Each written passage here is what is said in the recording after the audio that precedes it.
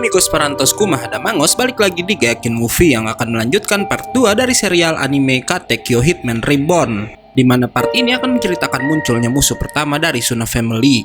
Sekuat apakah musuh tersebut? Daripada penasaran, mending langsung simak aja videonya. Tapi seperti biasa, sebelum mulai harap cek dulu kuota kalian. Kalau sekarat bisa numpang wifi tetangga.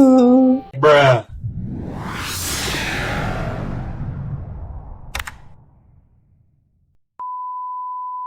Part kedua dimulai dengan memperlihatkan kedekatan Suna dengan Dino dan para family-nya, di mana pada saat musim salju mereka bermain perang bola salju bersama.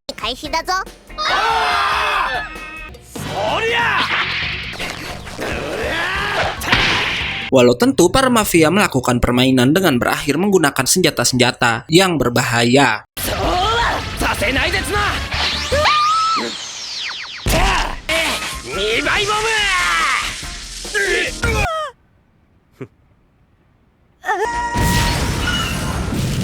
Di musim semi, mereka juga pergi bersama ke dalam sebuah hutan untuk menerima latihan khusus dari si Reborn.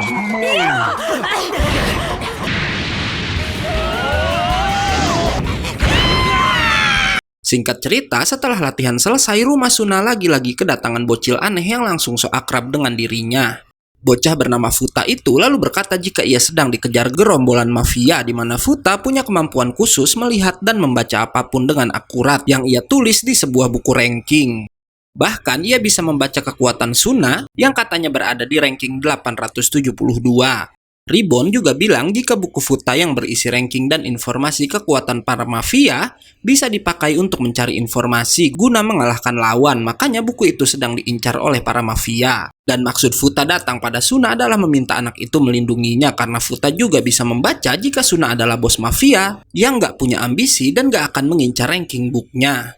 Nggak lama, Haru pun datang dan langsung berkenalan dengan Futa. Nggak pakai basa-basi, Futa pun langsung mempraktekkan kekuatannya di mana ia bukan hanya bisa membaca kekuatan seseorang, namun juga bisa membaca pesona si Haru yang katanya berada di ranking 3. Wajah imutnya berada di ranking 2, sementara rambut indahnya berada di ranking 1.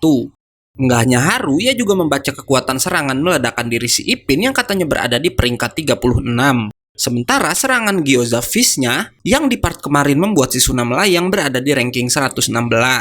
Nggak mau kalah, Lambo meminta Futa untuk mengukur kekuatannya juga. Dan lucunya Futa bilang jika Lambo adalah peringkat pertama untuk orang paling menjengkelkan di dunia mafia.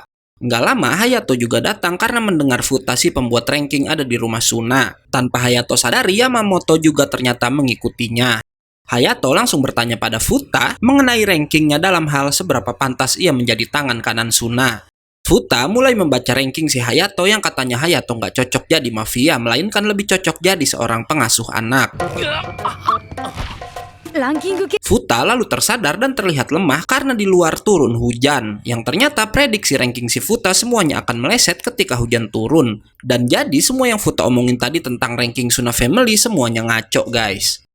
Haru lalu melihat keluar jendela dan terkejut karena banyak mafia yang udah berdiri di depan rumah Suna. Yang Hayato bilang mereka berasal dari Toad Family, mafia yang sedang mengincar si Futa.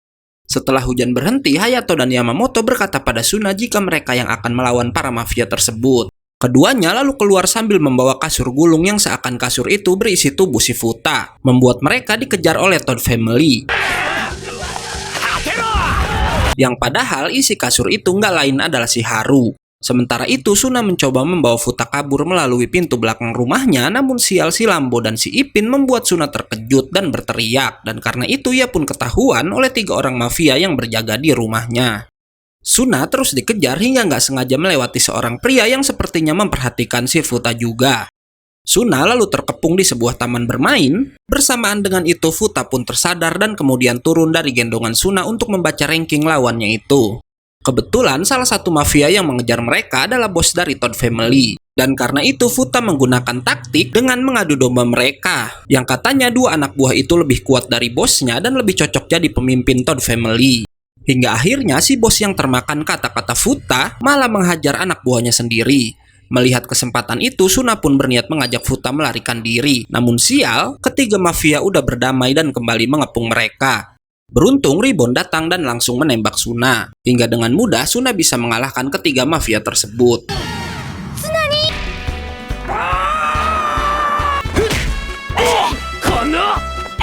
Si Futa sangat terkejut melihat kehebatan Suna dan berkata jika rankingnya yang dibuat untuk Suna udah salah, dan karena Suna adalah orang pertama yang bisa membuat prediksi Futa salah, anak itu pun memohon untuk diizinkan bergabung dalam family si Suna.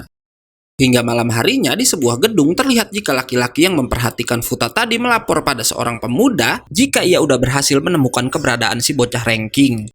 Dan setelahnya ia bersama pria lain yang bernama Ken memukuli anak buah si Hibari dan berkata jika mereka menantang sekolah Nami Mori secara langsung. Pagi harinya, Ribbon dan Nyonya Sawada memberitahu Suna jika akhir-akhir ini 6 orang anggota komite disiplin di sekolahnya udah diserang secara mendadak dan belum ketahuan siapa yang menyerang mereka. Namun Suna nggak khawatir karena ia bilang sepertinya para penyerang punya dendam dan cuma menyerang orang-orang dari komite disiplin aja. Dan ternyata Suna salah karena kemudian si Ken juga mencegat si Ryohei di jalanan dan menantangnya bertarung. Balik lagi ke Suna yang lalu didatangi Hibari dan sedikit berbincang tentang kejadian yang menimpa sekolah mereka. Hibari lalu menyerang seorang pria karena merasakan aura berbahaya dari pria tersebut. Yang ternyata yang ia serang adalah Dokter Samal, dokter yang bekerja untuk sekolahnya. Di mana Samal nggak lain adalah mafia dari Fongola Family yang diminta Ribbon untuk jadi dokter di sekolah Suna. Nggak lama Hibari mendapatkan telepon yang mengabarkan jika Ryohei udah dikalahkan oleh para penyerang. Suna langsung menjenguk Ryohei di rumah sakit dan bertanya siapa yang melakukan itu semua. Dan Ryohei ternyata mengenali seragam penyerangnya, yang ia bilang berasal dari sekolah Kakuyo yang ada di kota sebelah. Ribbon lalu menemukan jam saku yang biasa ditinggalkan para penyerang untuk lawan yang udah mereka kalahkan. Hingga nggak lama Kyoko juga datang, walau lucunya Kyoko dibohongi si Ryohei yang katanya ia terluka karena terjatuh saat di sekolah. Saat keluar dari kamar Ryohei, Suna sangat terkejut karena rumah sakit dipenuhi oleh murid-murid dari sekolahnya. Ia mengenali salah satu murid yang dirawat, di mana murid bernama Mochida itu adalah ketua dari klub kendo sekolahnya. Teman Mochida lalu memberitahu Suna jika murid-murid yang dirawat di sana bukan hanya dari komite disiplin aja. Dan itu menandakan jika para penyerang gak cuma mengincar komite disiplin. Setelahnya, wakil ketua dan salah satu anggota komite disiplin lewat sambil berbincang mengenai Hibari yang udah mulai bergerak untuk membalas perbuatan musuh. Membuat Suna senang karena berpikir Hibari salah satu murid terkuat mereka nggak mungkin bisa dikalahkan. Shin lalu berpindah ke sebuah tempat di mana di sana terlihat jika murid-murid dari Kakuyo udah dijatuhkan oleh seseorang. Dan itu nggak lain adalah serangan balasan dari si Hibari. Hibari akhirnya berhadapan langsung dengan ketua sekolah Kakuyo yang bernama Mokuro, di mana ia berkata jika dirinya akan menguasai seluruh kota Nami Mori, yang tentu membuat Hibari marah mendengar kesombongan dari anak itu. Mokuro lalu bilang jika sepertinya sebelum datang ke sana Hibari udah bertarung dengan seseorang yang kuat, dan orang itu nggak lain adalah salah satu pembunuh terkuat Fongola Family yang nggak lain adalah Dokter Samal, di mana Samal merupakan spesialis virus yang menyerang lawannya dengan menggunakan nyamuk yang udah ia isi virus. Yang ternyata saat Hibari menyerang Samal tadi, karena ia merasakan aura dari sang pembunuh, Samal secara nggak sengaja refleks mempertahankan diri dengan menyerang Hibari balik menggunakan salah satu nyamuknya. Dan karena Hibari udah terkena efek virus dari Samal, ia pun bisa dikalahkan oleh si Mokuro. Mokuro lalu memberitahu Hibari bagaimana caranya ia bisa tahu jika sebelumnya Hibari udah terkena serangan Samal. Dan itu semua ternyata berkat prediksi si Futa yang udah berhasil Mokuro tangkap sebelumnya. Balik lagi ke rumah sakit di mana Suna sangat terkejut karena wakil ketua komite disiplin yang tadi tahu-tahu dibawa dalam keadaan terluka. Karena katanya ia diserang saat keluar dari rumah sakit tersebut. Ribbon lalu mengambil jam saku yang ada di pria itu yang ternyata jam itu merupakan hitungan mundur atau urutan korban yang akan mereka serang. Di mana jarum panjang pada jam Ryohei ada di angka 5 sementara di wakil ketua komite disiplin berada di angka 4. Yang berarti Ryohei berada di peringkat 5 dalam segi kekuatan, sementara sang wakil ketua komite disiplin berada di peringkat 4. Ribbon lalu menunjukkan sebuah kertas yang sebelumnya dibuat Futa yang berisi peringkat kekuatan siswa sekolah Nami Mori, di mana urutan penyerangan sangat mirip dengan isi dalam kertas tersebut. Dan karena itu Ribbon curiga jika Futa udah membocorkan peringkat sekolah Nami Mori pada pihak musuh. Suna lalu melihat siapakah orang yang berada di peringkat 3 SMA Nami Mori yang ternyata Hayato adalah orang terkuat selanjutnya. Ia pun auto bergegas untuk memperingatkan Hayato, namun ternyata Hayato udah dicegat oleh murid SMA Kakuyo tadi yang bernama Chikusa. Hayato menyerang lebih dulu menggunakan dinamitnya, namun Chikusa memakai sebuah yoyo untuk menyerang balik. Melihat daya serangan Chikusa yang kuat, Hayato akhirnya menyadari jika ia bukanlah anak sekolah biasa, melainkan pembunuh profesional dari keluarga mafia lain. Dan bener aja, karena Chikusa lalu bertanya di mana keberadaan ketua Fongola Family, karena ialah yang menjadi target utama mereka. Di sisi lain, Ribbon menelepon Dino untuk mencari informasi siapakah musuh mereka sebenarnya. Yang Dino bilang musuh Suna Family kali ini sangat merepotkan, di mana mereka semua katanya baru aja kabur dari sebuah penjara. Balik lagi ke pertarungan di mana Hayato akhirnya berhasil mengenai wajah Chikusa. Merasa serangannya nggak cukup, Hayato lalu meledakkan banyak dinamit yang mengenai Chikusa dengan sangat telak. Bersamaan dengan itu, Suna akhirnya sampai di sana juga. Namun yang mengejutkan, Chikusa ternyata masih sanggup berdiri setelah terkena serangan Hayato tadi.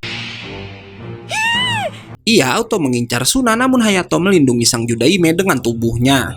Karena Hayato udah nggak sadarkan diri, Chikusa pun kembali mengincar Suna, dan kali ini sang Judaime diselamatkan oleh Yamamoto yang akhirnya datang ke sana juga. Chikusa pun menyerang Yamamoto, namun bisa dihalau dengan mudah menggunakan tongkat bisbol yang Yamamoto bawa. Dan terlihat jika tongkat bisbol bagaikan sebuah pedang jika digunakan si Yamamoto. And for your information, Yamamoto ini merupakan ketua bisbol di sekolah Namimori ya guys. Nggak hanya itu, karena ternyata Yamamoto merupakan orang terkuat nomor 2 di sekolah. Sialnya, pertarungan mereka terganggu oleh para penduduk dan beberapa polisi yang datang ke sana membuat si Chikusa melarikan diri. Hayato lalu dibawa ke ruang perawatan sekolah di mana Bianchi juga ada di sana. Dan ia terlihat sangat marah karena adiknya terluka sangat parah. Dokter Sama lalu datang dan memberitahu mereka kalau luka parah si Hayato nggak mudah diobati. Suna lalu menyalahkan dirinya sendiri atas apa yang udah terjadi pada Hayato hingga Ribbon tahu-tahu muncul dan memberitahu Suna jika musuh mereka merupakan pelarian dari penjara mafia paling berbahaya di Italia. Konon mereka melarikan diri ke Jepang dan menyamar sebagai siswa di sekolah Kokuyo dan langsung mengontrol semua preman di sekolah tersebut. Ribbon lalu menunjukkan sebuah surat yang katanya dikirim langsung dari Fongola Kyudaime atau pemimpin Fongola generasi ke-9. Di mana sang Kyudaime meminta agar Suna menangkap Mokuro dan teman-temannya. Suna tentu ketakutan dan gak mau melakukan itu. Ia yang melarikan diri lalu bilang pada Ribbon jika Hibari yang kuat aja gak kembali sampai saat ini. Namun yang mengejutkan, Hayato tahu-tahu datang dan terlihat udah pulih dari semua lukanya. Hayato berkata jika ia akan menghabisi Mokuro Family, begitupun Yamamoto yang juga datang dan udah siap melakukan serangan balasan. Walau bodohnya si Yamamoto mengira kalau semua ini cuma permainan. Karena emang dari awal ia bergabung sama Suna, Yamamoto ngiranya Suna lagi main mafia-mafiaan. Gak hanya Yamamoto, Bianchi juga ingin ikut untuk menjaga adiknya. Di mana sebelumnya Hayato memohon pada dokter Samal agar bisa cepat disembuhkan untuk melindungi sang Judaime. Karena itu, Samal bersedia mengobati Hayato dengan salah satu nyamuk virusnya walau ia bilang virus itu ada efek sampingnya. Keesokan harinya, Suna Family pun akhirnya pergi ke markas Mokuro yang berada di sebuah gedung kosong yang dulunya merupakan sebuah tempat rekreasi. Baru aja masuk, mereka langsung diserang seseorang membuat Yamamoto terjatuh ke sebuah lubang. Penyerang tadi ternyata mengincar Yamamoto sebagai lawan dan ternyata orang itu nggak lain adalah si Ken. Ken langsung memakai sebuah gigi taring yang memberikannya kekuatan dan bahkan bisa mematahkan tongkat bisbol milik Yamamoto. Namun Yamamoto lalu berkata jika ia akan serius walau ini semua cuma permainan. Ken lalu menunjukkan beberapa gigi taringnya di mana salah satunya bisa membuat Ken berubah bentuk menjadi seekor gorila. Suna sangat khawatir Yamamoto terluka karena ia tahu turnamen baseball sekolah akan diadakan sebentar lagi, di mana Yamamoto merupakan andalan sekolah mereka. Karena Suna sekhawatir itu, si Ribbon auto mendorong sang Judaime untuk membantu Yamamoto. Ken mengincar Suna tapi Yamamoto melemparnya dengan batu dan berkata jika ia yang akan mengakhiri permainan itu. Si Ken kemudian memakai taring citah dan berhasil melukai lengan Yamamoto. Tapi yang mengejutkan, Yamamoto emang sengaja melakukan itu agar ia bisa memukul wajah Ken menggunakan tongkatnya yang patah.